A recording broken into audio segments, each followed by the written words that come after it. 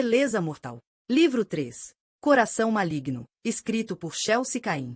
Gretchen Lowell, a beleza mortal, charmosa psicopata revelada em Coração Ferido, escapou da cadeia e das mãos de seu perseguidor Art Sheridan. Agora, voltou a matar. Ou será de fato ela responsável por mais uma série de assassinatos cruéis? A pica-carro era recente. Grossas e elegantes linhas vermelhas, feitas a lápis ou meramente riscadas. A mesma figura, desenhada repetidas vezes. Centenas de minúsculos corações, executados à perfeição com o que parecia ser um marcador vermelho. O coração era a assinatura de Gretchen. Ela o gravava em todas as suas vítimas. Gravara-o em arte. E agora, ela havia voltado.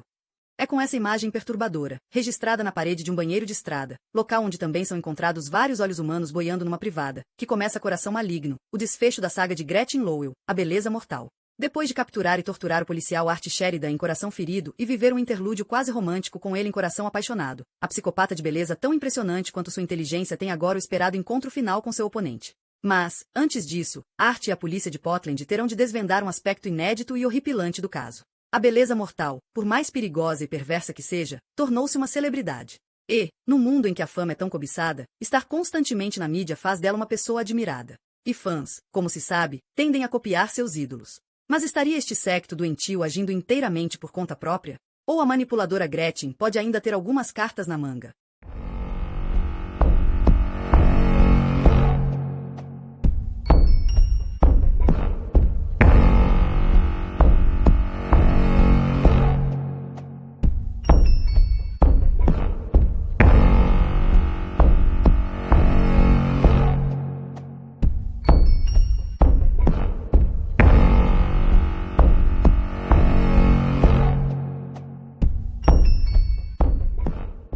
Capítulo 1.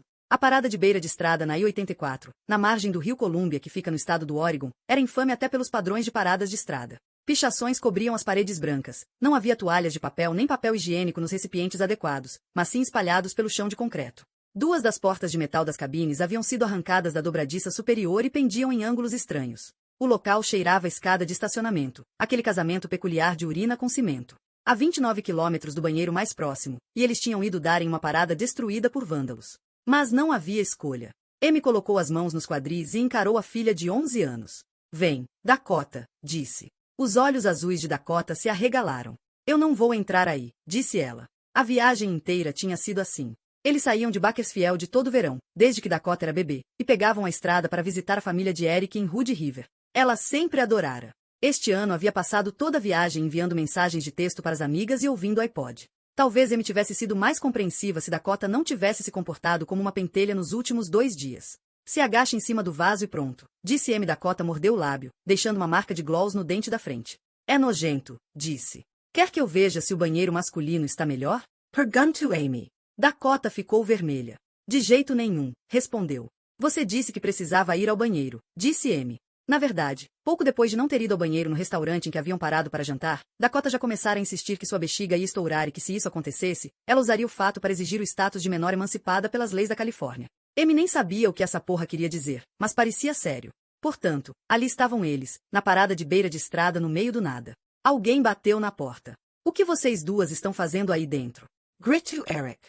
Eles estavam a 20 minutos da casa da irmã dele.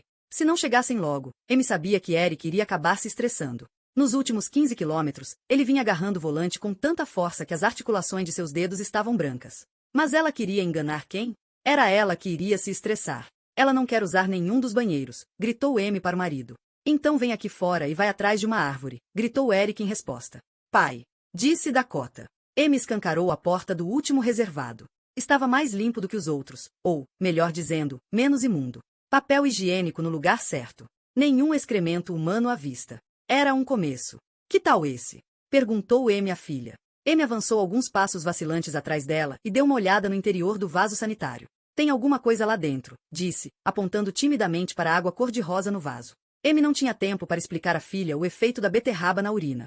Dá descarga, disse Amy. Ela mesma apertou o botão e foi esperar perto da fileira de pias brancas. Ouviu a descarga e sentiu uma pequena parte da tensão fluir de seus ombros. Logo estariam na estrada. A irmã de Eric teria um vinho de prontidão para esperá-los. A irmã de Eric sempre tinha um vinho de prontidão. Mãe! Amy ouviu a filha chamar. O que foi agora? Amy virou-se e viu a filha de pé na cabine, a porta de metal oscilando aberta. O rosto de Dakota estava branco, vago, os punhos cerrados. O vaso estava transbordando, a água escorria sobre a tampa para o chão, formando um charco que quase parecia ser uma correnteza. Só que havia alguma coisa na água. O redemoinho tinha veios vermelhos. Parecia quase menstrual. E por um segundo M pensou, será que Dakota ficou menstruada? A água ensanguentada escorria pelo exterior do vaso sanitário branco, pelo chão, sob os tênis de Dakota, e na direção do local onde M estava paralisada. Havia alguma coisa no vaso, alguma coisa que subira até a superfície e agora se encontrava na altura da borda. Um pedaço de alguma coisa crua. Carne. Como se algum maníaco tivesse removido a pele e afogado um rato. Aquilo ficou na borda do vaso por um instante e daí resvalou para o chão e deslizou para frente, roçando o tênis de Dakota e desaparecendo embaixo do reservado ao lado. Dakota gritou e se jogou para fora da cabine nos braços de M, sem sequer olhar para trás quando o iPod deslizou de suas mãos e caiu ao pé do vaso sanitário com um chapinhar amortecido. M forçou-se a engolir a saliva quente que subiu por sua garganta, juntando forças para não vomitar. Não era um rato. Definitivamente, não era um rato. Mãe, chamo Dakota. O que é? Sussurrou Amy. O iPod continuava tocando. Amy ouvia uma canção pop bobinha pelos fones de ouvido brancos parcialmente submersos. Então, de repente, o aparelho parou. Eu não preciso mais ir ao banheiro, disse Dakota.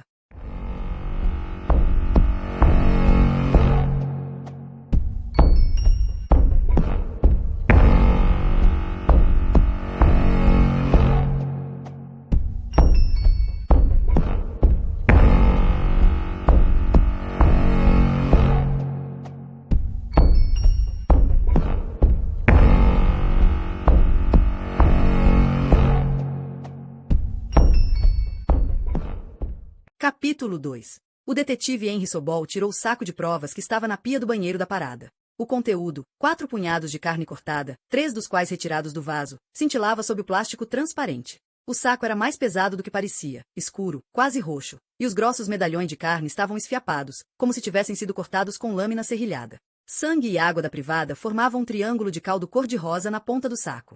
Aquilo não tinha o aspecto higiênico da carne limpa, suculenta e rosada, embalada em papel filme, do supermercado. Alguma coisa havia sido morta. Ou alguém havia tentado fazer picadinho de algum animal morto na estrada.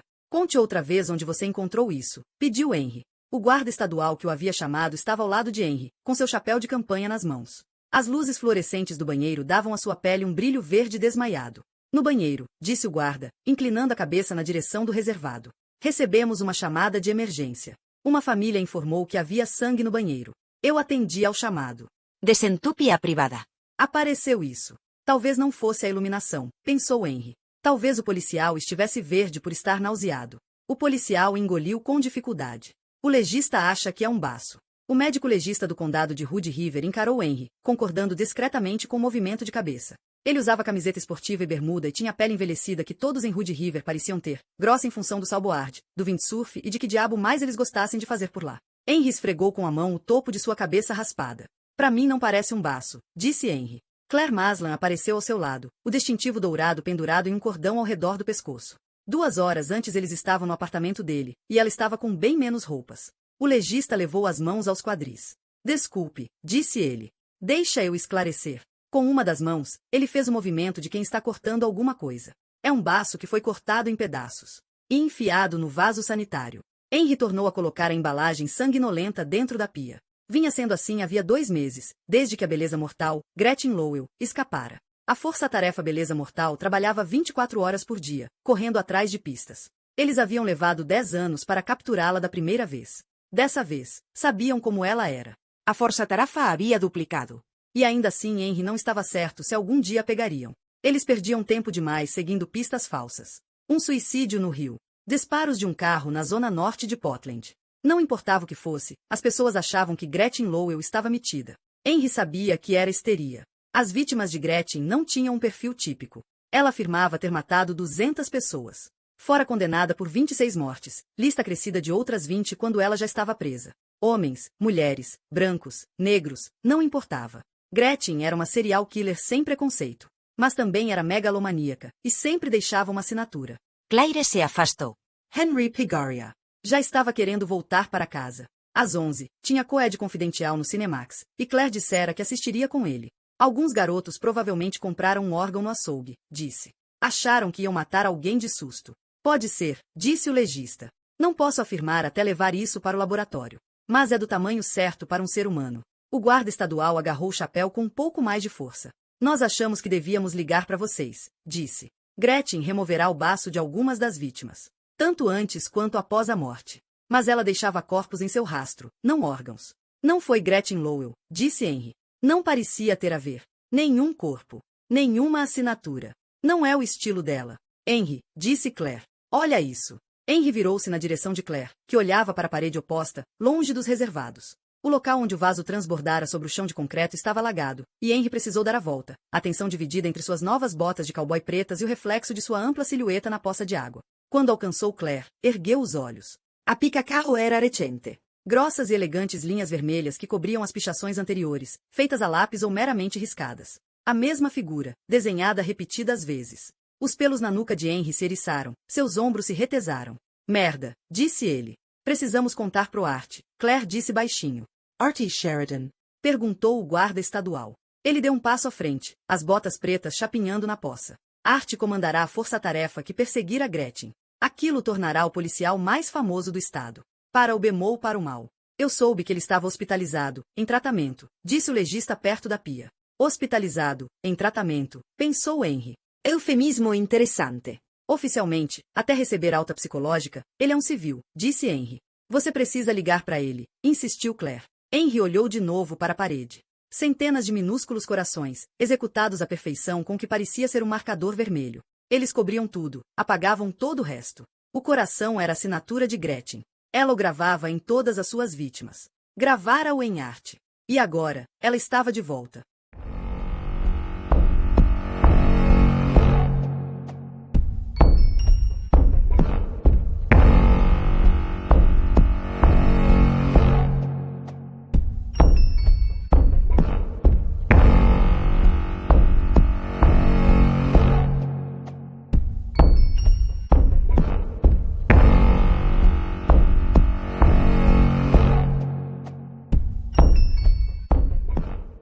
Capítulo 3. O horário de visitas na ala psiquiátrica do Centro Médico Providence terminara fazia horas. Henry subiu pelo elevador dos fundos até uma pequena sala de espera com porta trancada, um telefone, 2 cadeiras, uma mesa com uma folha de registro e uma pilha de folhetos do A. Henry não assinou a folha de registro.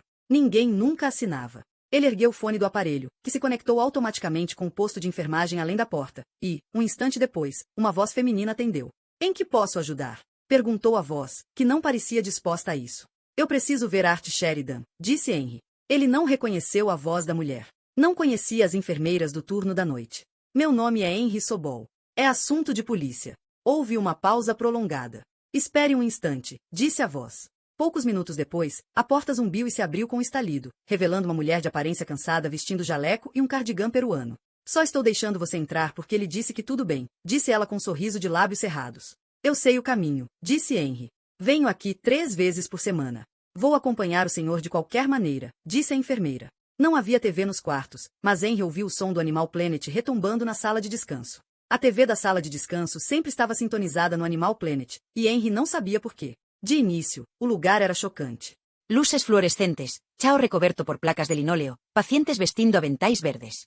Para onde quer que se olhasse, havia o espectro do suicídio. Os pacientes andavam de meias para não se enforcarem com os cordões dos sapatos. Os sacos de lixo eram feitos de papel para que eles não enfiassem sacos plásticos na cabeça. As ferramentas eram de plástico para que ninguém cortasse a jugular. Os espelhos nos quartos eram lâminas de metal para que não houvesse cacos que pudessem ser usados para cortar pulsos. Não havia tomadas nos quartos que pudessem ser usadas para eletrocutar alguém.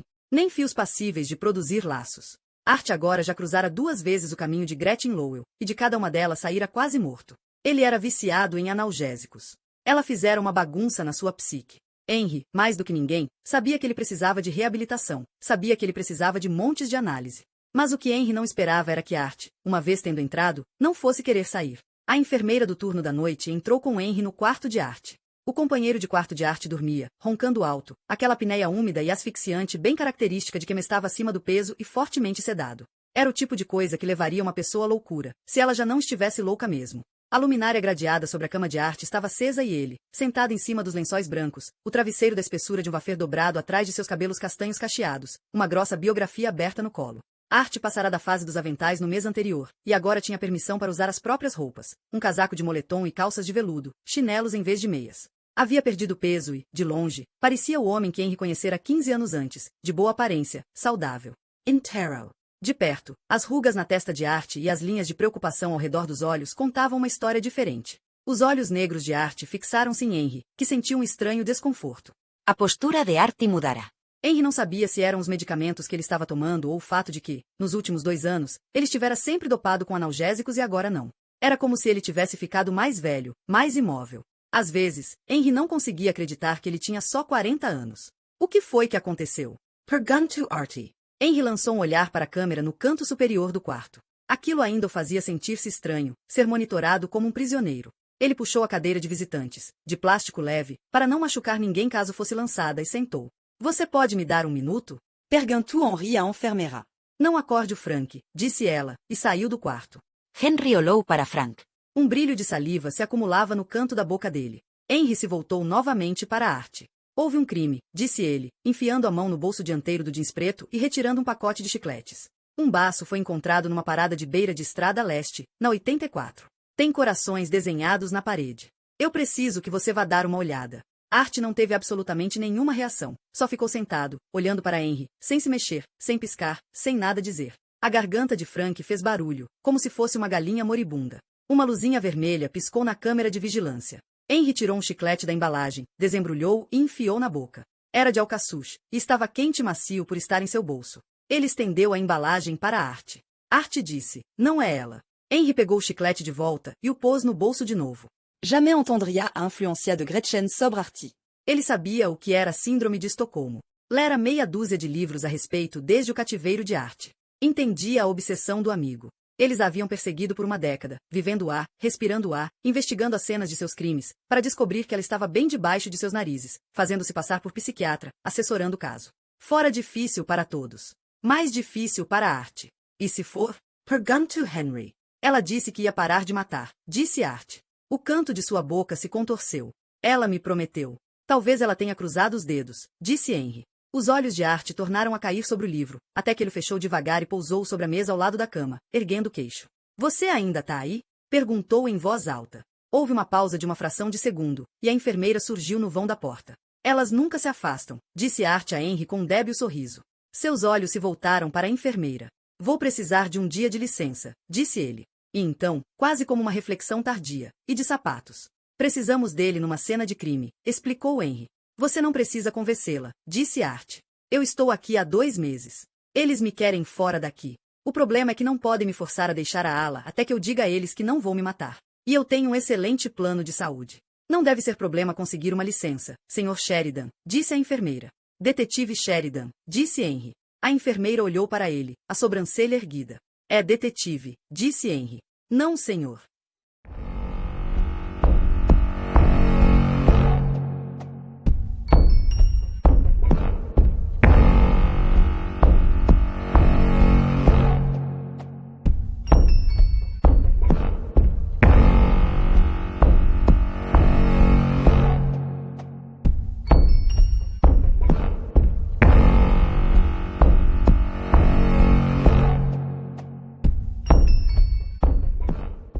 Capítulo 4. Art já havia estado naquela parada antes. Lembrava das mesas de piquenique marrons na frente, onde ele e Debbie haviam se sentado, se encharcando aos poucos sob a garoa enquanto as crianças corriam em círculos na grama. Eles estavam a caminho de Timberline Lodge, levando as crianças para ver neve. A 84 não era o trajeto mais rápido, mas era o que tinha a paisagem mais bonita. Eles já estavam em Hood River quando Art recebeu um chamado sobre outra vítima. Um negro de 62 anos fora encontrado em um estacionamento do Target, retalhado do externo até a pelvis, o intestino delgado enfiado na boca aberta. Era como se Gretchen soubesse que Art iria viajar e quisesse lhe dar uma lição. Bom, dissera Debbie, enquanto eles davam meia volta. Foi um belo passeio. Havia lindas paradas ao longo do desfiladeiro do Rio Columbia, que pareciam chalés de pedra arrancados de uma floresta encantada. Aquela não era uma delas. Aquela era um retângulo de concreto pintado com marrom do serviço florestal, entrada para homens de um lado e para mulheres do outro. Nada de café de graça. Havia 2 carros patrulha na frente, mas com as luzes apagadas. A entrada do banheiro feminino tinha sido interditada, mas o masculino ainda estava aberto. Art contou mais 4 carros no estacionamento. Um sujeito de boné de beisebol entrava no banheiro masculino. Uma mulher atirava uma bola para seu cachorro. Uma segunda mulher, loura, entrava em um Ford Explorer escuro. Art sentiu seu corpo enrijecer. Teve o cuidado de não olhar para trás, para não deixar Henry perceber sua reação. Às vezes uma loura era só uma loura. Para além de onde alcançava a luz amarela e difusa dos refletores da parada, o breu era total, nada de nuvens e nada de luz vinda da cidade. O céu do desfiladeiro estava cheio de estrelas. Uma brisa impiedosa e seca soprava entre as árvores, e a grama marrom estalava sob os pés de Art. Nunca era preciso cortar a grama em agosto em Portland, a não ser que ela fosse regada. 2 meses antes, a grama ainda estava verde. Está tudo morto, disse Art. Henry, vestindo jeans, camiseta e jaqueta de couro preta e botas de cowboy, estava mais à frente e não ouviu. Art se agachou sob a fita e entrou atrás dele no banheiro da parada. Flash disparou. Artie piscou, sentindo-se momentaneamente cego. Quando seus olhos tornaram a entrar em foco, ele viu um guarda estadual com uma grande câmera digital. O policial devia ter quase 30 anos, avaliou Art, o cabelo escuro prematuramente recuado acima de cada uma das têmporas, o rosto um pouco flácido. Mas tinha traços harmônicos, dentes alinhados, corpo de atleta, e o distintivo prateado de 5 pontas, preso ao peito, fora polido ao máximo. O uniforme dos guardas estaduais era ridículo. O chapelão, os galões, as calças azuis com listras azul claras na lateral. Pareciam guardas florestais que haviam perdido uma briga com uma mora. Mas naquele cara o uniforme caía bem. Quase parecia um policial de verdade. O guarda levantou a vista e ergueu as grossas sobrancelhas na direção de Art. Disse. É você. Art tentou forçar um sorriso amistoso. Era assim desde que Gretchen o fizera prisioneiro, uma espécie de celebridade mórbida. Saíram best-sellers sobre seu sequestro, A Última Vítima, e também um telefilme. A fuga de Gretchen da prisão e o segundo embate entre os dois só pioraram as coisas. Deixa ele dar uma olhada, pediu Henry ao policial. Um sujeito de pele grossa, vestido para uma caminhada, estava ao lado da pia. Posso ir agora? Ele perguntou a Henry. Espera só mais um instante, disse Henry. Art enfiou a mão no bolso à procura da lata de comprimidos repleta de Vicodin que normalmente carregava. Era puro reflexo. Ele sabia que não estava lá. Fora confiscada no hospital, juntamente com seu celular e o cinto que Debbie lhe dera no último Natal que passaram juntos. Ele não sabia o que fazer com as mãos desde então. Decidiu enfiar as duas nos bolsos da calça e concentrou-se em entender a cena. O banheiro era familiar. O espelho de chapa metálica arranhado. As paredes brancas claras demais. As luzes fluorescentes. Não muito diferente do seu quarto na ala psiquiátrica, mas com ao menos uma diferença visível. O banheiro fora destruído. Conduta maliciosa era o nome que davam. Art sempre gostara do termo. Dos vasos dos 6 reservados, 5 haviam sido deliberadamente entupidos com papel higiênico e fezes, uma miscelânea de lama marrom e papel em decomposição. As portas de metal das cabines pendiam das dobradiças. Alguém havia urinado no chão. O concreto poroso absorvera a maior parte da urina, mas ainda havia algumas poças, que refletiam a luz fluorescente branca e oscilante sobre elas. O som do encanamento ecoava no local, distorcendo todos os sons mais altos, o de água corrente e o de passos. Art debruçou-se sobre a poça para dar uma olhada no último reservado, no qual o órgão havia sido encontrado. Era o mais limpo, ainda com o assento do vaso, as dobradiças intactas. Queriam que alguém usasse aquele reservado, que desse descarga, que encontrasse a maldita surpresa. Queríamos drama todo. Um iPod com uma capa amarelo-gelatina jazia virado para baixo no chão, aos pés de Art. Outro flash disparou. Art virou-se e viu o guarda estadual baixar a câmera. Desculpe, disse o guarda. Claire Maslin entrou. Art não a via fazia 2 meses, mas ela não deixou transparecer o fato. Abriu um rápido sorriso, correu a mão pelos cabelos escuros curtos e cumprimentou. Oi, Art. Estava vestindo jeans, uma camiseta com a foto de um urso e botas pretas de motociclista. Art deu um passo em sua direção e tirou um pelo de gato de sua camiseta. Henry tinha gatos. Oi, Claire, disse Art. Claire rompeu o lacre da garrafa de água que tinha na mão e tomou um gole. Você viu a parede? Pergunto. Me mostra, pediu Art. Os corações pareciam ter sido desenhados pela mesma pessoa. O mesmo formato, 2 corcovas rechonchudas, uma ponta afiada. A espessura da linha do marcador era consistente. Quem quer que tivesse feito aquilo devia ter levado algum tempo, pois havia centenas de corações. Um trabalho cuidadoso, metódico. Não era a mesma pessoa que havia destruído o banheiro. Era outra pessoa. Mais um flash. Se Gretchen tinha feito aquilo, haveria mais. Aquela mulher arrancara o intestino delgado de uma vítima com uma agulha de crochê. Sua intenção não era transtornar. Sua intenção era aterrorizar. Um baço em um banheiro público destruído era nojento. Mas não estava à altura de Gretchen. Alguém checou atrás do vaso? Pergunto Artie. Os outros se entreolharam. O guarda estadual deu de ombros. Art voltou ao reservado, passou por cima do iPod e pisou no chão empoçado rumo ao vaso sanitário. Na maioria dos banheiros públicos atuais havia reservatórios embutidos na parede, vasos de aço e lasers que detectavam o afastamento do usuário do vaso para acionar a descarga automática. A grande revolução dos banheiros públicos ainda não havia chegado àquela parada. Esse banheiro tinha um reservatório de água atrás do vaso. Art ergueu a pesada tampa de porcelana e a fez deslizar, apoiando-a na vertical atrás do tanque. O que ele viu dentro d'água fez seu estômago revirar. Henry, Claire, o legista e o guarda estadual amontoaram-se dentro do reservado, o mais perto que podiam chegar sem molhar os pés. E aí? Perguntou Claire. Me passa um recipiente, pediu Art. Sua voz estava calma. Ele ficou satisfeito de ainda conseguir fazer aquilo. Ver uma coisa terrível e não demonstrar. Aprenderá, muito tempo antes, que quanto mais perigosa fosse uma situação, mais crucial era manter o controle. O legista saiu por um instante e voltou com um recipiente de plástico transparente de 15 centímetros, o tipo de coisa que uma delicatessen usaria para embalar uma salada de batatas. Art estendeu o braço para trás para pegar o recipiente, em seguida o abaixou até o fundo do reservatório e recolheu boa quantidade do conteúdo. Ergueu o recipiente para que os demais vissem. O guarda estadual levou as mãos ao rosto, arrastou-se até o reservatório do lado e vomitou. Meu Deus, disse Claire. Parecia uma sopa de globos oculares. Art conseguiu colher 4 e viu pelo menos mais 2 ainda no reservatório. Haviam sido removidos das órbitas com cuidado, esferas brancas inteiras, roliças e iridescentes, pontilhadas de tecido vermelho, as íris azul claras desprovidas de pupila. Umas flutuavam. Outras pareciam suspensas na água como cebolinhas em um pote. O recipiente de plástico tinha um símbolo de reciclagem. Art se perguntou se o legista iria lavá-lo e reutilizá-lo quando tivessem terminado. Ele entregou o recipiente ao legista. Fica de olho nisso, pediu Art. O guarda voltou, limpando o queixo com uma toalha de papel que devia ter apanhado no chão. Art voltou à parede dos corações. Nada de pulsação acelerada, sua respiração estava normal. Devia ser por causa da medicação ansiolítica. Gretchen estava lá fora. Estava matando de novo. E ele não tinha medo. Art riu. 2 meses antes, em uma cama de hospital, com a garganta cortada, quase morto, ele e Gretchen haviam feito um acordo. Ele tentará se sacrificar para capturá-la. Mais uma vez, ela conseguirá trazê-lo de volta. Gretchen o queria vivo. Então ele concordou em não estourar os miolos, e ela havia concordado em não matar mais ninguém. Agora o acordo estava encerrado. Art sentiu a mão de Henry em seu ombro. Ninguém se moveu.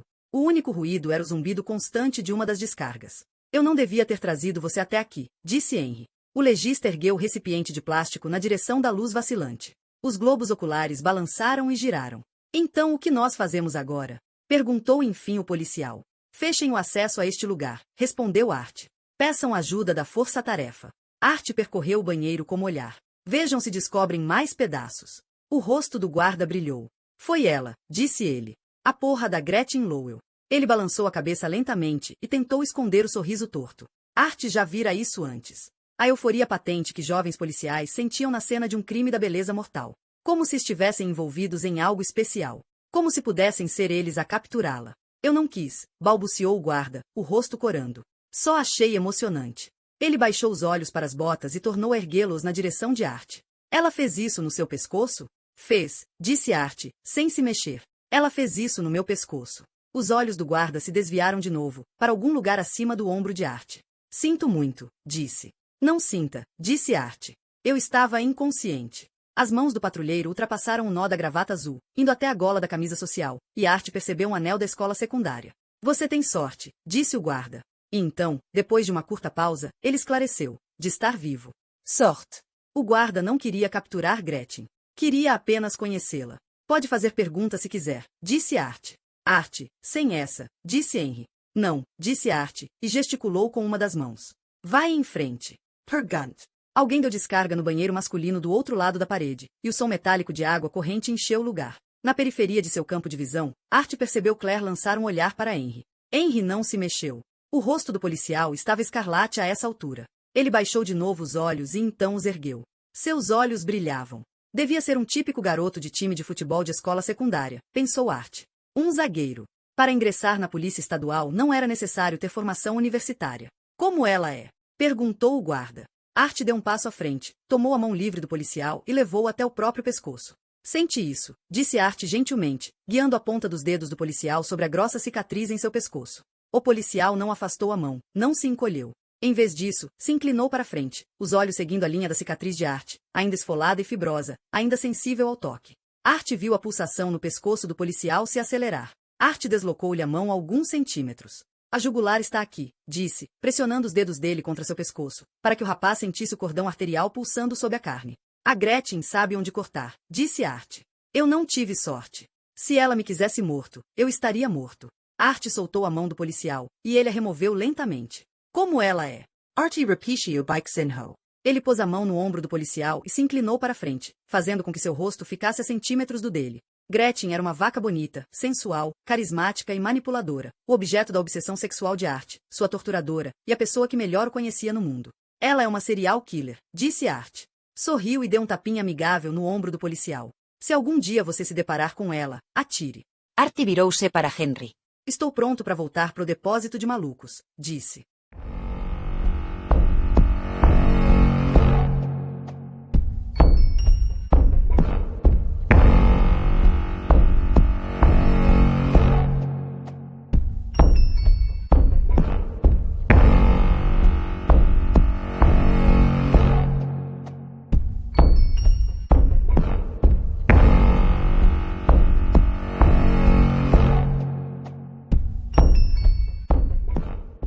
Capítulo 5.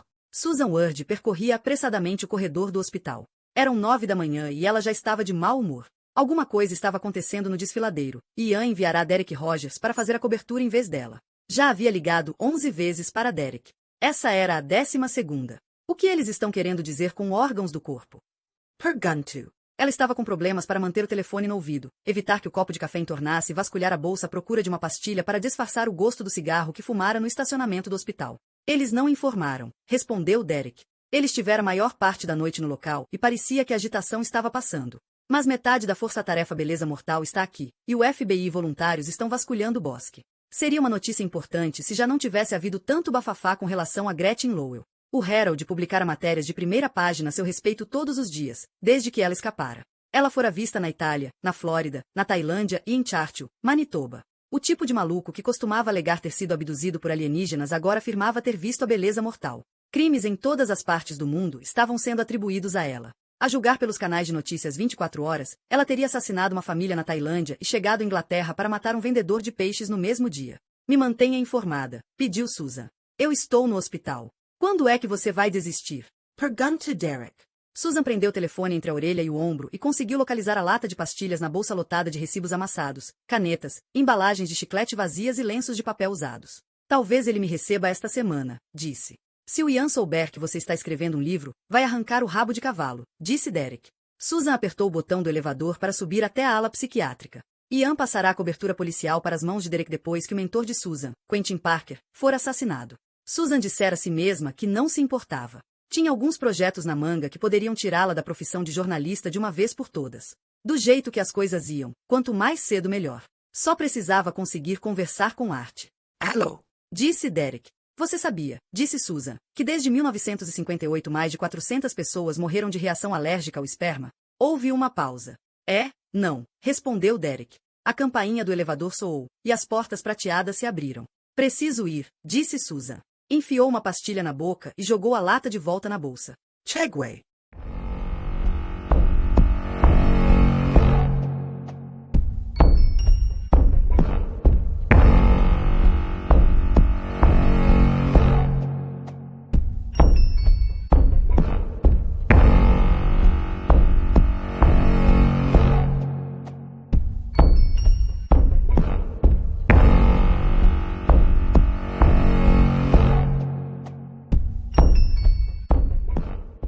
Capítulo 6. Eles não iriam deixar Susan entrar.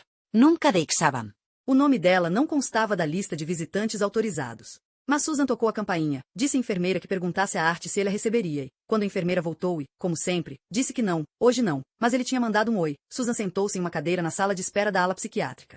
Se fosse lá várias vezes e aguardasse bastante, tinha esperança de que Art, por fim, cederia. E se não cedesse, bem, aquele era um bom lugar para colocar o trabalho em dia.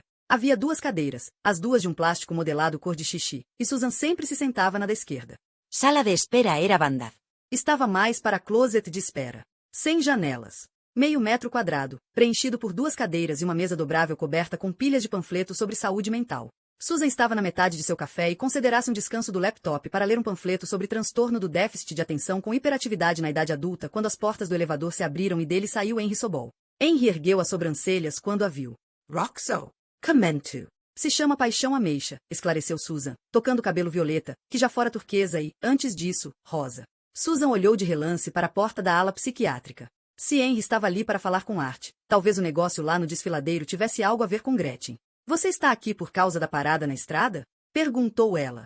Estou só visitando um amigo, respondeu Henry. Henry não fazia visitas durante a manhã. Ao menos, nunca aparecerá enquanto ela estava lá. Pode confiar em mim, disse Susan. Ela sabia que Henry não acreditava nela. E talvez isso sequer fosse verdade. Mas Susan queria que fosse. Henry começou a estender o braço para apertar o botão do interfone, mas hesitou e voltou-se de novo para ela. Você sabe o que é um jornalista? Perguntou. O quê? Quis saber Susan.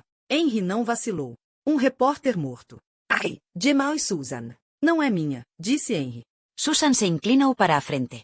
Conhece aquela da mulher parada por excesso de velocidade? Perguntou. Ela nunca lembrava piadas. Mas ouvirá a mãe contar essa tantas vezes que acabará gravando. Não conte se não for escrota, pediu Henry. Susan afastou uma mecha de cabelo roxo dos olhos. O policial pergunta qual é a pressa, e ela diz que está atrasada para o trabalho. Você é médica? E ela responde, não, meu trabalho é esticar cu. Susan deu uma risadinha, e Henry fechou a cara. Ocorreu a ela então que Henry talvez não gostasse da piada, mas não havia como voltar atrás, e ela prosseguiu. E como é isso? Pergunta o policial. Ah, você começa com um dedo, depois coloca outro, até que a sua mão inteira está lá dentro. Susan fez o gesto, como se estivesse recheando um peru. Aí você enfia a outra mão, e estica até chegar a 1,80 metros. E o policial pergunta, e o que é que você faz com um cuzão de 1,80 metros? Deixa eu adivinhar, pediu Henry. Dá um distintivo para ele. Susan baixou as mãos. Você já conhecia, disse. Henry apertou o interfone. A minha foi melhor, disse. Eu posso escrever um belo livro sobre esse caso, disse Susan. Quem sabe até um trabalho importante.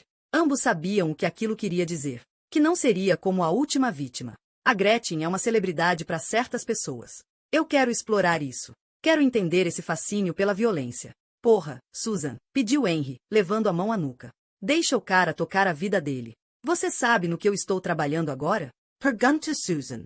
É leitura de banheiro. 1000 maneiras estranhas de moure. Tipo quantas pessoas por ano morrem porque um cocô caiu na cabeça delas? Quantas? Perguntou Henry. Cerca de 150, disse Susan. Cocô é um perigo. Ela ergueu o dedo. A questão é que não dá para eu escrever um livro sobre a Gretchen sem ele. Ela lançou a Henry um olhar suplicante. Uma voz feminina estalou no interfone. Posso ajudar? Perguntou a voz. Até que enfim, resmungou Henry. É Henry Sobol para ver Art Sheridan, anunciou ele. Só um minuto, disse a voz, de forma nítida. Susan não iria desistir tão fácil. Eu vi a Gretchen cortar a garganta dele, disse. Tanto ela quanto Henry estavam lá na hora. Susan pressionara um pano de prato sobre o pescoço de Art. Sentirá seu sangue quente encharcar o tecido. Culpava-se pela fuga de Gretchen. Gostaria de saber se Henry também a culpava. Afinal de contas, no auge do pânico, Susan facilitara o acesso de Gretchen a uma arma. Henry a olhou de cima a baixo e franziu as sobrancelhas. Susan achou que ele fosse fazer algum comentário sarcástico sobre seu cabelo. Mas, em vez disso, ele apertou os olhos, fitando-a, e perguntou, você se cuida, certo? Utomovitamina, respondeu Susan. Henry suspirou. Estou falando de variar o caminho até o trabalho, disse ele. Trancar a porta à noite. Esse tipo de coisa. Os pelos nos braços de Susan se arrepiaram. Henry só lhe perguntaria isso se achasse que havia uma chance de ela estar em perigo. Ai, meu Deus, disse ela. Você está achando que pode mesmo ser ela. Só tome precauções, disse Henry. Você pode fazer isso? Um nó de ansiedade apertou a garganta de Susan. Tomar precauções? Ela havia voltado a morar com a mãe. Elas nunca tinham trancado a porta da frente na vida, até 2 meses atrás. Desde então, Bliss, a mãe de Susan, já havia perdido 8 chaves. O que aconteceu por lá? Pergunta Susan. Tem alguma coisa que vocês não estão divulgando? A porta se abriu e uma enfermeira apareceu. Eu não devia ter dito nada, disse Henry a Susan. Você acha que eu não penso nela o tempo todo? Pergunta Susan. Eu vejo o rosto dela onde quer que eu vá. Está em todos os canais. Eu vi um garoto ontem, no centro da cidade, vendendo camisetas em que estava escrito Fuja, Gretchen. Vendem por aí uns chaveiros digitais em forma de coração que contam os dias desde que ela fugiu. Em Los Angeles, você pode pintar as unhas em estilo Gretchen Lowell. Rosa choque com pontas vermelho sangue. A enfermeira encarou Susan, que não se importou. Se ela está novamente na área, disse, as pessoas têm direito de saber. Vocês têm que ir a público. Henry passou pela porta. Eu vou esperar aqui, disse Susan. A porta se fechou. Susan tornou a afundar na cadeira. Se Gretchen estava de volta, iria pegá-los um a um, só por diversão. Ela ligou para Derek de novo. Ele não atendeu. Susan vasculhou a bolsa, pegou as chaves do carro e verificou o mostrador digital no chaveiro. Gretchen estava foragida havia 76 dias, e a contagem continuava a subir. Se chegasse a 100, um bar no centro da cidade havia prometido servir Bloody Mary grátis às 100 primeiras louras que entrassem no recinto. Se era para as pessoas morrerem assassinadas, que morressem bêbadas.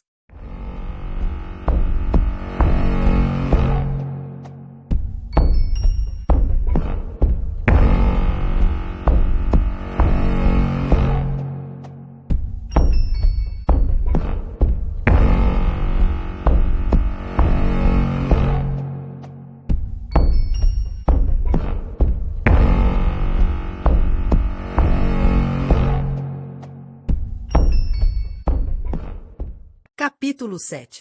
Argila era a última coisa na cabeça de Art, mas ele a fez girar sob a mão de qualquer jeito, até transformá-la em uma esfera perfeita. A aula matinal de artesanato começara havia 10 minutos. Art estava sentado na mesa diante de Frank, seu companheiro de quarto. Aula de artesanato. Gretchen estava em algum lugar lá fora, matando de novo, e ele, seguro dentro do hospício, estava brincando com argila. Art pouco se importava com os projetos de artesanato. Pouco se importava com os roncos de Frank, as sessões de terapia de grupo ou os chinelos. Passará a gostar que lhe dissessem quando comer e quando dormir. Quanto menos responsabilidades tivesse, menores as chances de estragar tudo. Ele estava preso. E estava livre.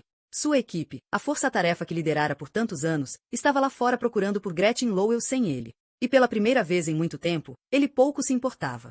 Se o quisesse morto, Gretchen o mataria. Não importava onde estivesse. Ela não seria capturada. A não ser que quisesse ser capturada. Então Henry entrou. E Art sentiu, apesar de tudo, o calor da velha obsessão. Henry arrastou uma cadeira de outra mesa e se sentou com Art e Frank. Baço de cabra, informou. Olhos humanos. A maior parte dos outros pacientes estava do lado de fora, fumando na varanda gradeada e, exceto pela TV sintonizada no Animal Planet aos berros, a sala de estar permanecia silenciosa. Art olhou para Frank por sobre a mesa. Ele estava concentrado na argila e não ergueu os olhos. Henry se debruçou para a frente e inclinou a cabeça na direção de Frank. Posso falar na frente dele? Pergunto. Frank e eu não temos segredos, disse Art. Timos, Frank. A argila parece um bebê, disse Frank. Henry limpou a garganta. Tudo bem, então, disse. Ele coçou a orelha e olhou para Art. O legista diz que temos 3 pares de olhos.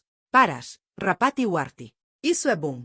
Ele sorriu para Henry. Caso contrário, estaríamos procurando por piratas.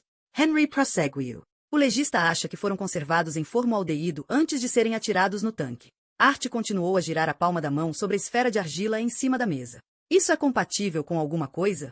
Pergunto. Ele manteve o rosto neutro e os olhos pousados nas mãos, tentando se concentrar na argila. Nada na base de dados regional. Estamos expandindo o campo de busca.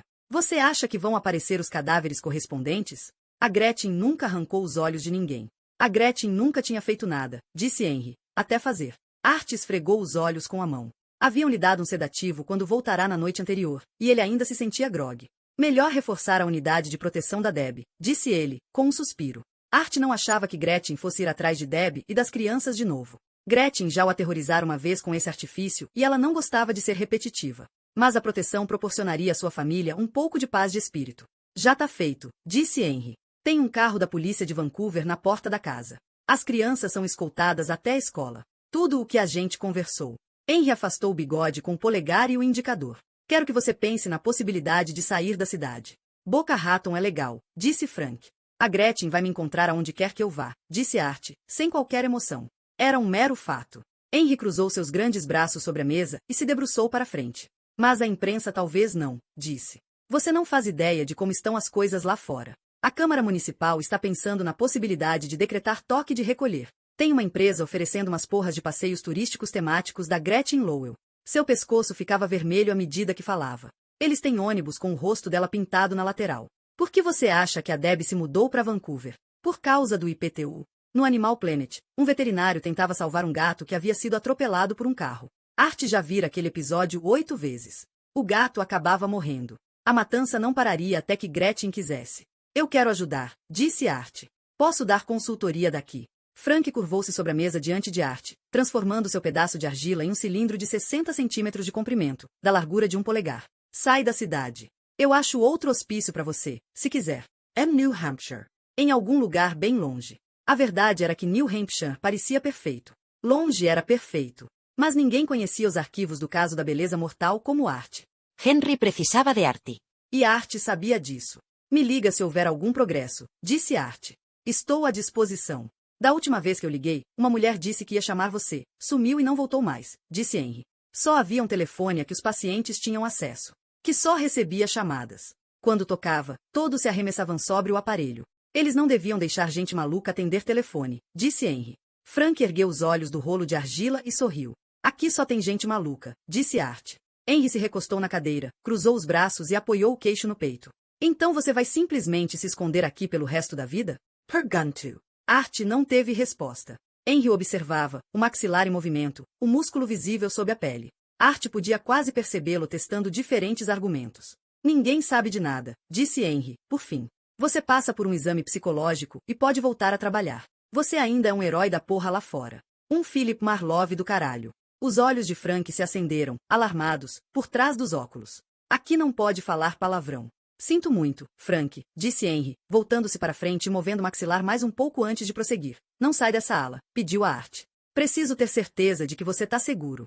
Art tinha privilégios no hospital. Podia perambular por onde quisesse, desde que voltasse para tomar a medicação noturna. Este era o chamado nível 4. Art fora nível 1 quando se internara. A duras penas, passará de paciente de alto risco a ligeiramente perturbado.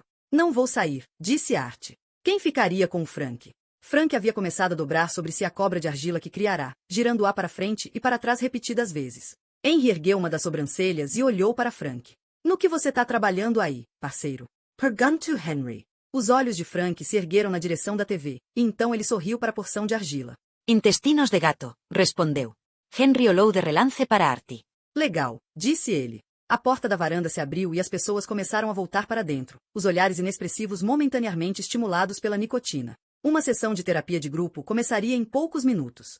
Você precisa ir, Art disse a Henry. Henry se levantou, mas hesitou. A Susan Ward está lá fora, informou. Eu sei, disse Art.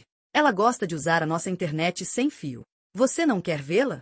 Perguntou Henry. A verdade era que Art chegara perto de deixá-la entrar algumas vezes. Mas sempre se refreara. Envolver Susan em sua vida era a última coisa de que ele precisava. Quero terminar meu projeto de artesanato, respondeu Art. Henry enfiou as mãos nos bolsos e virou-se para partir. Pense no que eu falei, disse a Art, dirigindo-se à porta. Ouvi dizer que o outono na Nova Inglaterra é bonito. Henry, disse Art, detendo o amigo. Sua voz soou dura como aço, argila esmagada sob sua mão. Você precisa dar ordem de atirar para matar. A gente não pode deixar ela escapar de novo. Essa foi a coisa mais sadia que você disse em meses, meu amigo, disse Henry. Frank riu.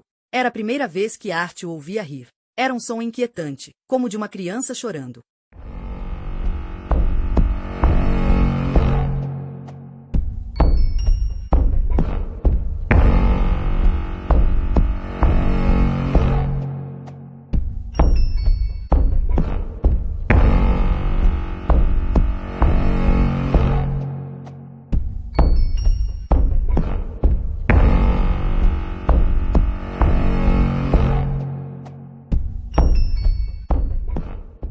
Capítulo 8. O roteiro turístico das vítimas da beleza mortal parava 4 vezes por dia na mansão Pittock. Randy estacionava o ônibus, os turistas iam todos atrás do guia, compravam o ingresso e eram conduzidos através da casa até o local nos jardins onde Gretchen Lowell havia tirado o corpo estripado do cirurgião dentista Matthew Fowler. O guia indicava o ponto no gramado onde o haviam encontrado, e os babacas fotografavam o lugar. Randy esperava no ônibus. O povo de Portland tirava fotos de casamento na mansão de pedra de 1914, desde que um dos netos de Pittock vendera a casa para o município nos anos 1960. Randy estava pensando quantas fotos de casamento agora não trariam idiotas com uma camiseta fuja, Gretchen no fundo. Eram 10 horas. A próxima parada seria no motel da Zona Norte, onde Gretchen enfiara o pênis decepado de um pobre otário em uma máquina de fazer gelo. Randy gostava dessa. Gostava de ver a cara dos turistas quando o guia abria a tampa da máquina de gelo e eles viam o consolo de borracha que o dono do motel deixava lá de brincadeira. Brincadeira. Ele precisava de outro emprego. Ele tirou a camiseta com a inscrição Beauty Killer Body Tours, virou-a do avesso, vestiu-a de novo e saltou do ônibus para fumar um cigarro. Não era para ele largar o ônibus sem ninguém, mas que se danassem. O que iam fazer? Deceiver Supinis? Os turistas estavam dentro da mansão, certamente vendo a escadaria de mármore que haviam pagado 7 pratas por pessoa para admirar. Randy acendeu o cigarro e caminhou até a frente da casa. Visitar os jardins era de graça. O roteiro poderia levar os turistas direto ao local onde Fowler havia morrido, mas, em vez disso, eles faziam os turistas pagarem para entrar primeiro na mansão. Isso agradava o pessoal de Pittock, e todos ficavam um pouco mais ricos graças à serial killer favorita de Portland. A mansão ficava a 300 metros acima da cidade. Em dias claros a vista era espetacular. Hoje não se via porra nenhuma. Nem o Monte Hood, nem o Monte St. Helens, certamente não o Monte Adams. Só nuvens cinzentas que pareciam ter 1,5 quilômetros de espessura. Melhor assim. Uma chuva cairia bem. A cidade inteira murchara nos últimos meses. Randy foi até a borda da encosta coberta de vegetação que se projetava sobre a cidade e atirou o cigarro sobre a cerca preta de arame. Percebeu na hora o que fizera. O mato na encosta era igual a lenha. Uma acusação de incêndio culposo era a última coisa de que precisava. Ele parou junto à cerca e correu os olhos pela encosta para se certificar de que a ponta do cigarro havia se apagado, e foi quando viu. A princípio, achou que fosse uma bola de basquete velha e vazia. Estava aninhada na vegetação, como se alguém a tivesse lançado exatamente de onde ele estava. Mas quando se debruçou para dar uma olhada melhor, Randy percebeu, com uma súbita e extraordinária clareza, que se tratava de uma cabeça. Randy perdeu o equilíbrio e teve que lutar, agitando os braços, para não cair. Quando endireitou o corpo, começou a correr o mais rápido possível para a mansão. Estava apenas vagamente consciente da fumaça que serpenteava encosta acima atrás dele.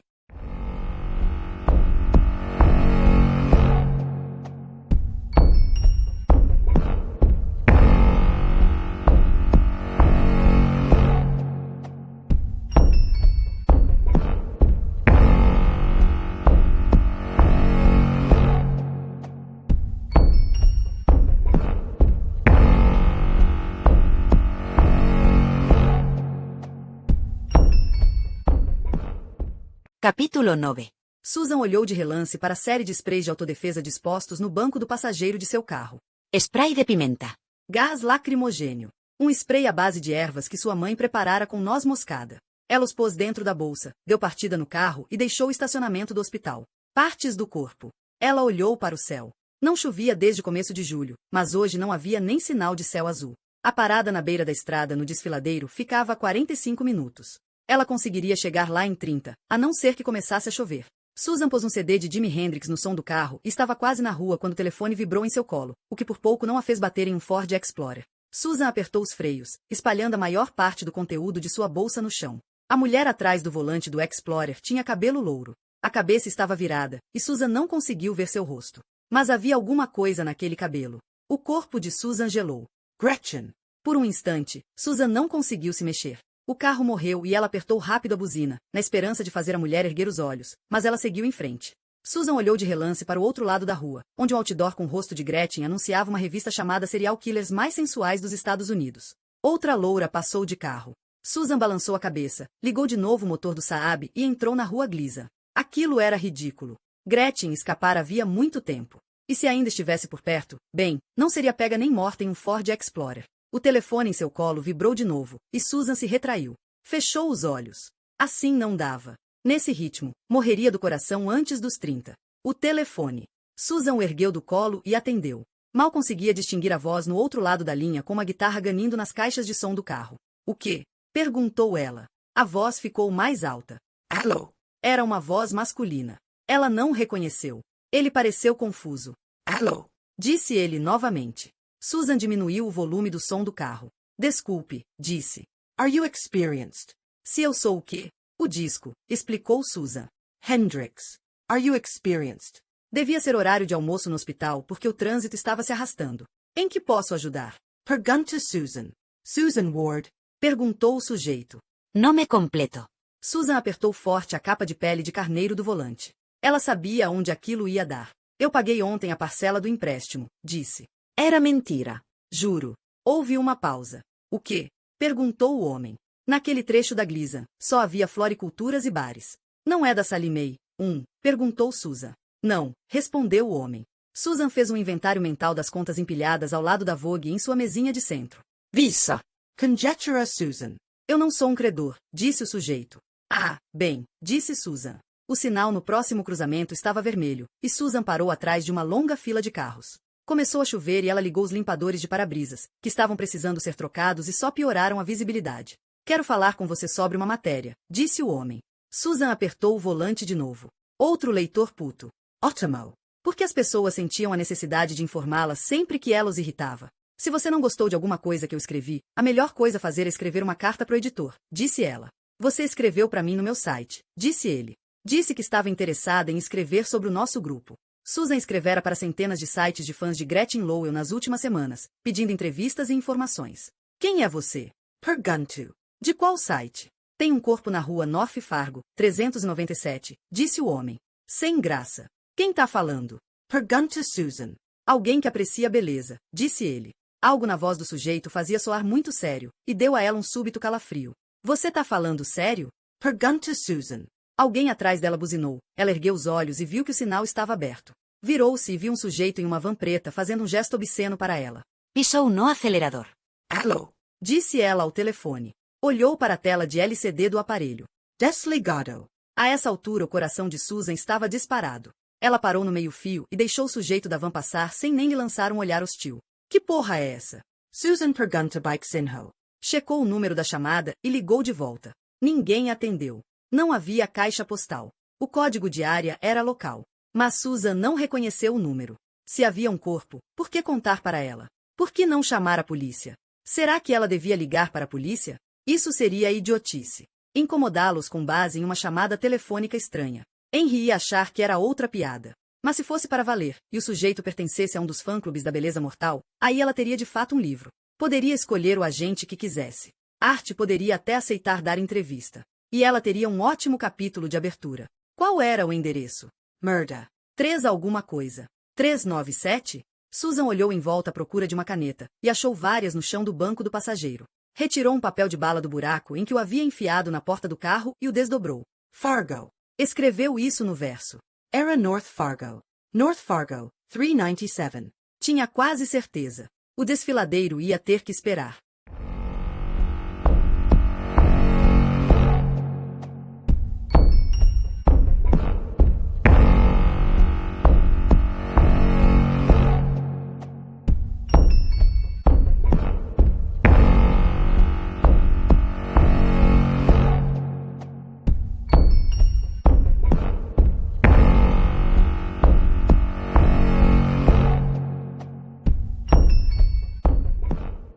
Capítulo 10. Havia 8 sessões de terapia por dia na ala psiquiátrica do Providence. Art ia a 4. 2 grupos de saúde mental.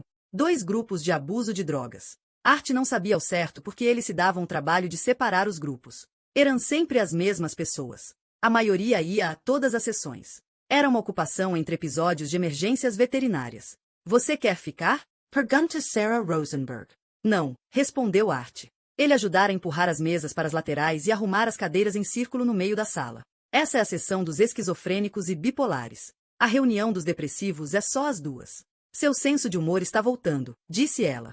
Isso é bom sinal? Pergunta Artie. Ele a seguiu através do corredor até uma das salas de aconselhamento individual. Encontrava-se com ela todos os dias por 25 minutos. Por que 25 e não 30 redondos, ele não sabia. Mas achava que tinha algo a ver com o seguro-saúde. Como vai a Deb? Perguntou ela. Art sentou-se em uma das 2 cadeiras de vinil marrom que ficavam de frente uma para outra na sala. Uma chuva leve fustigava a janela. Provavelmente um pouco tensa, respondeu ele. Rosenberg sentou-se na cadeira oposta e pousou sua xícara de café sobre o apoio de braço. O que aconteceu? Art não sabia o quanto Henry havia divulgado. Só acho que deve ser cansativo. Viver por aí, sabendo que a Gretchen pode aparecer a qualquer momento. Debbie gosta de Vancouver? Pergunta Rosenberg. Morar num estado diferente faz ela se sentir mais segura, disse Art. A verdade era que eles não se falavam muito. Ela trazia as crianças uma vez por semana para visitá-lo, mas não ficava. Começara a sair com um empreendedor do campo de energia alternativa, seja lá que porra fosse essa. Eles deixavam as crianças e iam comer alguma coisa no centro da cidade. Eu tento não complicar as coisas para ela. Rosenberg inclinou a cabeça e olhou firme para Art. É importante para você que ela se sinta segura, disse. Art apoiou a cabeça nas costas da cadeira e ergueu os olhos. Havia um sprinkler no teto, para o caso de ele se incendiar. Eles permaneceram calados um instante. Art ouviu alguém gritar na sala ao lado. Você se sente seguro? Pergunta Rosenberg. Art tornou a baixar a cabeça e balançou o dedo na direção dela. Acho que eu sei aonde você quer chegar com isso, disse. Rosenberg se inclinou para frente, pousando os cotovelos nas coxas. Você se livrou dos analgésicos. A sua saúde se estabilizou. Você precisa sair daqui. Tem um programa excelente para pacientes externos. Você vai ter muito apoio. Art balançou a cabeça. Mesmo que quisesse sair, não tinha para onde ir. As minhas provas de função hepática ainda estão dando nível alterado de enzimas, disse. Honestamente, com a quantidade de Vicodin que você tomou, fico surpresa que não esteja na lista de transplantes, disse Rosenberg. Se quer que eu te deixe ficar, você precisa fazer um esforço. Precisa tentar levar uma vida fora desse hospital. Você é nível 4. Sai para dar uma volta. A chuva estava ficando mais forte. Art olhou pela janela. O terreno estava seco demais. Iria alagar. Ela tá por aí, disse ele. Podia senti-la. Era um pensamento idiota. As pessoas não sentem a presença umas das outras. Ele não era paranormal. Não acreditava em auras, alma ou ligações cósmicas. Ainda assim sabia, tanto quanto sabia de qualquer outra coisa, que Gretchen nunca estava muito longe dele. Rosenberg pousou a mão sobre a dele e o olhou nos olhos. Sempre vai haver serial killers, disse. Sempre vai haver ursos na floresta. Ela apertou a mão dele. Coisas ruins acontecem. As pessoas morrem. Art não conseguia se concentrar. Os gritos do outro lado do corredor estavam ficando mais altos. A voz era feminina, mas Art não conseguia distinguir de quem. Ele ficou imaginando o que estaria passando no Animal Planet agora. Rosenberg continuava a encará-lo, atenta. Na ala psiquiátrica era assim. Todos te observavam o tempo todo, esperando que você se agitasse, gritasse ou dissesse que estava melhor e que muito obrigado por tudo. Art era paciente. Era uma habilidade útil quando se tinha que entrevistar testemunhas. Saber manter um silêncio tranquilo. Quase todos sentiam a necessidade de preencher esse silêncio, só que é nesse momento que os detalhes tendem a vir à tona. As pessoas contam qualquer coisa, só para evitar terem de ficar em silêncio. Mas Art ainda não se acostumara a ser a pessoa de quem se espera que fale. Faz só as perguntas, tá? Pediu. Depois das perguntas, ele poderia ir. As sessões com Rosenberg sempre terminavam as mesmas 3 questões. Alguma coisa mudou desde ontem? Classifique seu humor. Alguma preocupação imediata? Se sair daqui, disse Rosenberg, você ainda pode ter uma vida. Que vida! Ele havia se afastado da família. Mal tinha emprego. Não tinha lugar para morar. Só o que ele tinha era Gretchen. Ele teria que sair, claro. Sabia disso.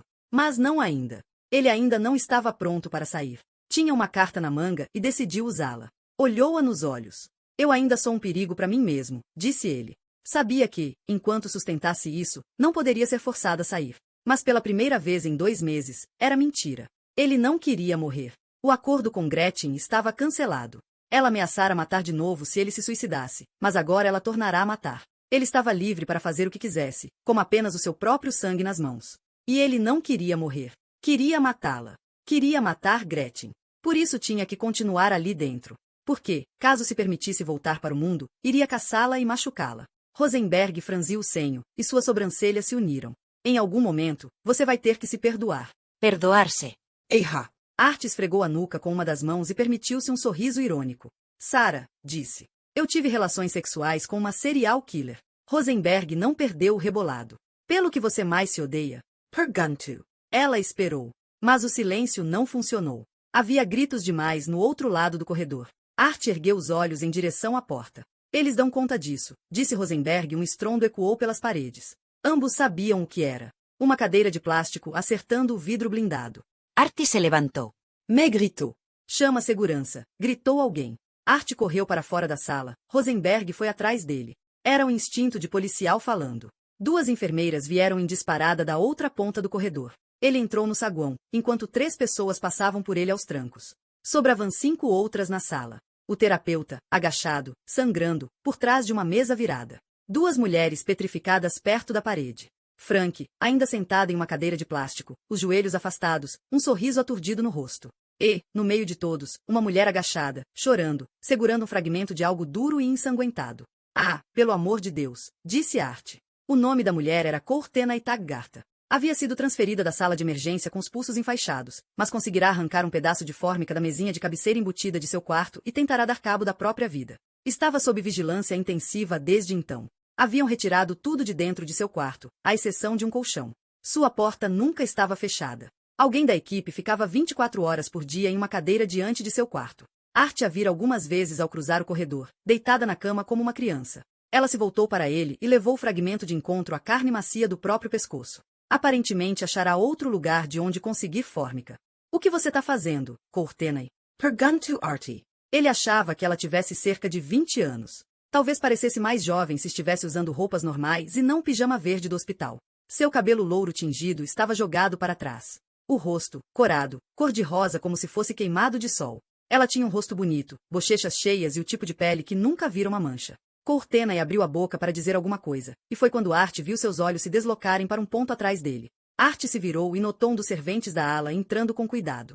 Era um sujeito jovem, anguloso, forte e rijo, cabelos curtos e rosto quadrado. Art já o vira empurrando um esfregão ou o carrinho de refeições. Abaixa isso, disse o servente. Cortena olhou para o servente e pressionou o pedaço de fórmica no pescoço. Uma das mulheres perto da parede ofegou. Sai! Gritou Cortena para o servente, o rosto bonito se contorcendo, expelindo saliva e muco. Tá tudo bem, disse o servente. Meu nome é George. Qual é o seu? Art se contraiu. Não admita que não sabe o nome dela. A expressão do servente era cuidadosa, as palmas das mãos estendidas no alto, a postura neutra. Devia ter frequentado algum seminário sobre situações envolvendo reféns. Apresente-se. Estabeleça uma ligação. Protel. Courtney, disse Art, tentando distraí-la do servente. Quer que eu te ajude em alguma coisa? Ela balançou a cabeça na direção do servente. Não quero ele aqui, disse ela. Uma gota de sangue escorreu por seu pescoço. Sai! Disse Art ao servente, reunindo toda sua autoridade. Correu os olhos pela sala. Sai todo mundo, disse. A mulher que havia ofegado começou a chorar e abraçou a companheira. O terapeuta se encolheu, paralisado, no chão. Frank continua sentado na cadeira, sorrindo. Artie precisava esvaziar a sala. Havia gente demais. Precisava fazer com que Courtney se acalmasse. Gente furiosa e agitada tomava péssimas decisões. Já havia elementos imprevisíveis demais. Controlar reféns já era difícil. Reféns mentalmente instáveis tornavam tudo muito perigoso. Art virou-se para o servente. Confia em mim, pediu, baixando a voz. Eu sei como fazer isso. Sei. O servente olhou de relance para Courtney, de volta para Art, fez que sim e saiu. Foi como se um lacre tivesse se rompido. O terapeuta correu para a porta, segurando o braço ensanguentado, e as duas mulheres foram atrás. Frank não se mexeu. O telefone começou a tocar. A segurança vai chegar já, gritou uma enfermeira da porta. Portanto, eram os três, Art, Courtney e Frank. As narinas de Courtney dilatavam-se a cada respiração, e os nós de seus dedos estavam brancos em torno do pedaço de fórmica. Vai ficar tudo bem, disse Art baixinho. Estendeu a mão devagar. Por favor, me dá isso. Courtney olhou nos olhos e empurrou a fórmica mais fundo contra o seu pescoço. O sangue pingou sobre seu peito. Você não precisa fazer isso, disse Art. Ela afrouxou a mão, que recuperou um pouco da cor. Lágrimas escorriam por seu rosto. Eu sou gorda, ela disse. Ela não era gorda. Não tinha sequer proporções generosas. O pijama, um número maior que o dela, ficava todo largo. Fora por causa disso que ela atacara um terapeuta e estava enfiando o revestimento de uma prateleira no pescoço? É o lítio, disse Frank da sua cadeira. Você não é gorda, disse Art. Portanto, se decidiu se cortar com um pedaço de prateleira por causa disso, é uma idiotice tremenda. O telefone continuava a tocar. Atrás dele, Art ouvia o caos no saguão. Gente gritando. Alguém chorando. Alas psiquiátricas eram como pré-escola, as explosões de raiva eram contagiosas. Courtney inclinou a cabeça na direção de Art. Como foi que você fez? Ela perguntou. Art pensou se ela, de alguma forma, enxergava os problemas nele, como ele enxergava-lhe as ataduras. Comprimidos, respondeu. Você tem filhos? Perguntou ela. 2, respondeu Art. De 6 e 8 anos. O telefone continuava a tocar, insistente. Tudo que Art conseguiu fazer foi não arrancá-lo da parede. Frank começou a levantar e dirigir-se ao aparelho. Frank, senta, disse Artie. Frank ergueu os olhos, assustado com o tom, e apontou para o telefone. É para mim, disse. É minha irmã. Não tem importância, disse Art através dos dentes trincados. Courtney limpou com o antebraço parte do muco sobre seu lábio. Eu cortei os pulsos, disse. Mas eu fiz errado. Cortei na horizontal. Você tem que cortar na vertical. Sabia disso? Sabia, respondeu Art. Frank sorriu. Lembrem-se, crianças, cantarolou. É no fim da rua, não é só atravessar. Frank, preveniu Artie. Courtney balançou a cabeça com ar triste. Eu não sabia. Os nós de seus dedos tornaram a branquear e seu cotovelo se ergueu, e Art viu que não tinha mais do que um segundo para impedi-la de se ferir novamente. Você não vai conseguir alcançar a carótida com isso, apressou-se a dizer. Não é afiado bastante. Ele deu um passo à frente e afastou a gola da camisa, expondo a cicatriz em seu pescoço. Olha, disse, erguendo o queixo e dando outro passo em sua direção, para que ela visse o feio cordão de tecido cicatrizado que Gretchen deixara nele. Courtney queria ser bonita. Você só vai acabar se mutilando, disse Art. A boca de Courtney se abriu quando seus olhos pousaram sobre o pescoço dele. Ela piscou rápido, e então deixou o pedaço de fórmica cair no chão e tocou de leve com os dedos a ferida auto-infligida. Eu vou ficar com uma cicatriz? Perguntou, a testa franzida de medo. Art aproximou-se dela e segurou-a delicadamente pelos ombros. Foi um gesto tanto de conforto quanto para se assegurar que ela não se jogaria sobre o pedaço de fórmica. Acho que você não vai nem precisar de pontos, disse ele.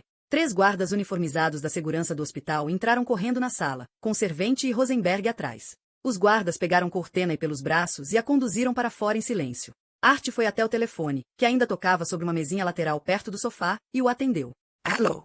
Disse. Mas do outro lado da linha houve apenas silêncio. Artie desligou. Vou pro meu quarto, disse a Rosenberg. Preciso de um suéter. Era verdade. De repente, estava sentindo muito frio. Devia ser a queda da adrenalina. Hospitais sempre eram mantidos 6 graus mais frios do que qualquer um acharia confortável. Art não sabia por quê. Talvez para evitar que pacientes como ele abusassem da hospitalidade. Ele tinha 2 suéteres, um de lã verde e outro de gola olímpica. Estavam na gaveta inferior de sua cômoda, encostada na parede, de frente para o pé da cama. Art estava abrindo a gaveta quando sentiu a vibração. A princípio pensou que fosse a medicação. Sua dose de Prozac estava sendo ajustada e às vezes ele sentia esse tipo de coisa. Sensações elétricas que percorriam seus braços, ou agitavam-lhe o cérebro à noite. Choques cerebrais, era como as enfermeiras chamavam, como se fossem um efeito colateral perfeitamente normal, semelhante a um inchaço. Mas a vibração não se devia à medicação. Era um telefone. RT Jello. Fazia 2 meses que não ouvia um celular vibrar, aquele estranho zumbido de baixa frequência, tão sonoro quanto tátil. Carregara celulares no bolso por 15 anos. E em 2 meses, os esquecera. O aparelho estava na cômoda. Ele correu os dedos ao longo das gavetas da penteadeira, tateando a vibração delatora. O zumbido parou. Ele abriu a segunda gaveta. O telefone estava parcialmente coberto por um par de calças, mas estava lá, claro como o dia. Art olhou de relance para a câmera no canto do aposento. O aparelho estava fora de seu alcance. Ele enfiou a mão na gaveta e fingiu estar fascinado por uma mancha imaginária em um par de calças de veludo enquanto apalpava o telefone com a outra mão. Não tirou o aparelho de dentro da gaveta. 538 chamadas perdidas. Uma mensagem de texto. Art clicou sobre ela. Querido, dizia. Está se sentindo melhor? O corpo de Art se enrijeceu. Gretchen. Ela convencera alguém a colocar o aparelho lá, algum empregado do hospital, que provavelmente achou que o telefone serviria para manter Archie em contato com uma pessoa amada. Era o segundo telefone que ela encontrara um jeito de fazer chegar até ele. Archie descobrira o primeiro na segunda semana de internação. Preso com fita adesiva sob a pia do banheiro. Atiraram no lixo do banheiro, enfiando debaixo de meio rolo de papel higiênico para que o pessoal da segurança não visse. Dessa vez Archie tirou o telefone da gaveta e o enfiou no bolso. Ele era nível 4. Rosenberg dissera que ele devia sair para dar um passeio.